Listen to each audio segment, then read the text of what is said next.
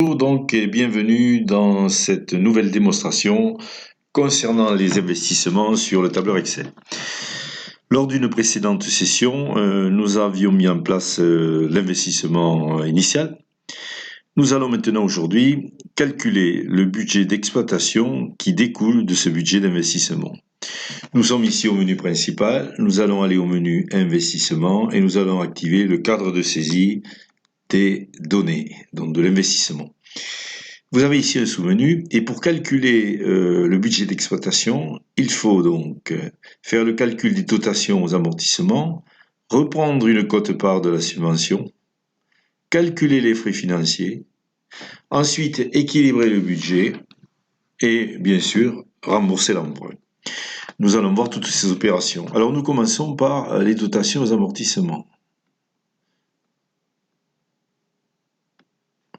Alors les dotations aux amortissements, elles ont été calculées ici, bien sûr, sur l'année budgétaire 2021, en fonction de la durée donc de l'amortissement qui a été calculé sur 20 ans. Voilà.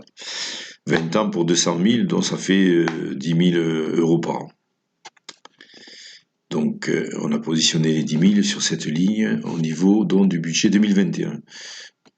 On retourne au menu. Les subventions reprises. Alors pour les subventions, voilà. Les subventions reprises, les subventions étaient de 60 000, elles sont reprises au même rythme que l'amortissement du bien qui est concerné. Donc ici, vous avez 60 000 de subventions, dont 5% de 60 000 vous font 3 000 de reprises de subventions qui vont bien sûr diminuer le tarif. Alors je reviens au menu. Ensuite, donc, je vais calculer les frais financiers des emprunts. Alors les frais financiers des emprunts, ils sont calculés sur la durée de l'emprunt qui est de 20 ans, exactement la même durée que celle des amortissements. D'ailleurs, pour que le système marche, il faut absolument que la durée des emprunts soit égale à la durée des amortissements. Donc, sur 20 ans, bien, ça va faire, pour 140 000 d'emprunt, ça va faire 1 400 euros donc, de frais financiers. Voilà, autour de 1%, bien sûr. Je reprends ensuite les sous-menus. Après les frais financiers, nous allons voir ce que ça donne au niveau des synthèses. Alors nous allons aller au budget d'hébergement puisque c'est celui qui est concerné en priorité. Et vous allez voir que bien sûr, tableur a repris donc 1400 de frais financiers. Les dotations d'amortissement de 10 000 et bien sûr, ici dans les produits, la reprise de 3 000. Voilà. Donc, vous avez un résultat comptable déficitaire. Et de ce fait, il vous faut équilibrer le budget. Vous l'équilibrez tout simplement avec la tarification. Alors, vous allez à la tarification, vous choisissez une ligne, tarification ici, et vous mettez donc le montant du déficit en produit, c'est-à-dire 8 400. Et votre budget maintenant est équilibré. Voilà. Ni perte, ou ni excédent, ni déficit. Donc on revient, si vous voulez, là au menu principal. Et on va voir ce que ça donne au niveau maintenant de la consolidation des résultats et surtout de la capacité d'autofinancement. Voilà. Nous allons bien sûr en pied là, de l'onglet. Bon, il a repris toutes les données que vous avez vues dans la section hébergement, ce sont les seules données. Les produits de la tarification, voilà. Et ensuite, vous avez le calcul de la marge brute. La marge brute qui est de 8 400. Alors, cette marge brute, bien sûr, elle va être diminuée des frais financiers pour donner la capacité d'autofinancement.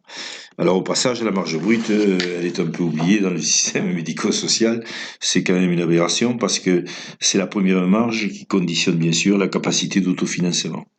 Donc, la marge brute, à mon avis, est vraiment essentielle dans ces calculs. Donc, ici, vous allez aboutir, bien sûr, après les frais financiers, sur la capacité d'autofinancement, qui est un montant envoyé de 7 000 euros, bien sûr. Vous avez le détail d'ailleurs au-dessous. 10 000 d'amortissement, moins 3 000 de, bien sûr, de reprise. De subvention font bien les 7 000. Alors ces 7 000 se traduisent en trésorerie.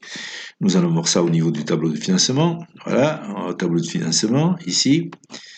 Et effectivement, vous voyez, la capacité est reprise, 7000 ici, donc, et 7000 donc dans le FRI, c'est-à-dire le fonds de roulement, donc d'investissement, puisqu'il est seul concerné ici. Alors, sur ce tableau ensuite des ressources et des emplois, hein, vous avez ici l'origine des fonds, là, sur la colonne 2020, à N-1, hein, ou colonne N plutôt, hein, voilà. Et vous avez ici, bon, positionné en 2021 les autres éléments que nous venons de calculer, et notamment la capacité d'autofinancement. Alors très simplement, cette trésorerie capacité d'autofinancement va vous permettre de remboursement de l'emprunt qui est ici, voilà, alors il faudrait aller voir, ah mais on l'a pas encore remboursé l'emprunt, vous voyez. Donc effectivement, j'ai la trésorerie pour l'emprunt, donc maintenant je vais assurer le remboursement de l'emprunt, très simple, je reviens au menu principal, et je vais au cadre saisie des données d'investissement et je vais aux emprunts, au remboursement des emprunts, voilà. Et le projection des remboursements des emprunts, eh bien l'emprunt, eh bien, il est remboursé donc en 20 ans, on va dire, à capital remboursé, mais constamment. Donc ce qui vous fait, bon, 540 divisé par 20, 7000. Voilà. Exactement la capacité d'autofinancement. Voilà. Alors ceci dit, maintenant, nous revenons ici au tableau de financement. Voilà. Nous y sommes. Et effectivement, vous allez voir ici dans les emplois, remboursement de dette financière, 7000, dont vous avez utilisé la trésorerie. Voilà. Ben écoutez, c'est pas si compliqué que ça. Surtout si vous le faites ici, quoi. Bon, alors ensuite, vous avez ici le total des flux, et si vous avez un programme donc plus élaboré, hein, sur plusieurs années, mais vous aurez ici le total du programme. Voilà. Alors vous pouvez revenir à n'importe quel endroit, bien sûr, ici dans ce logiciel, pour changer vos données. Donc je reviens au menu principal, ici immobilisation, et là la démonstration est terminée. Donc, lors d'une prochaine session, nous allons examiner maintenant en détail comment on peut faire pour automatiser tous ces calculs. Et vous verrez que c'est vraiment très simple. Enfin, vraiment, si c'est pas très simple, c'est vraiment simple d'utilisation. Voilà. Donc, ben, je vous remercie donc pour cette démonstration et d'y avoir assisté, bien sûr. Et puis je vous donne rendez-vous très prochainement hein, pour ce programme d'exploration des investissements. Et je vous souhaite une bonne journée.